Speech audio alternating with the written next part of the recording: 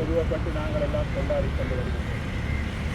கடந்த காலத்திலே ஒரு யாராவது ஜனநதினம் இந்த பிரசங்கத்தில் सबको सन्मति भगवान राम மாநகர சபையினுடைய கௌரவ முதல்வர்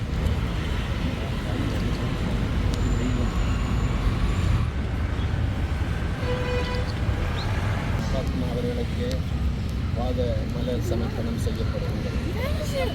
156வது ஜனன தினம் இன்றாகும். தந்தை காந்திஜி அவர்கள் அவரது நினைவையொட்டி அவரது ஜனன தினம், அந்த ஜனன தினத்தையொட்டி வருடாந்தம் இந்த நிகழ்வு இந்த இடத்தில் ஏற்பாடு செய்யப்பட்டு விமர்சையாக நடைபெற்றுக் கொண்டிருக்கிறது.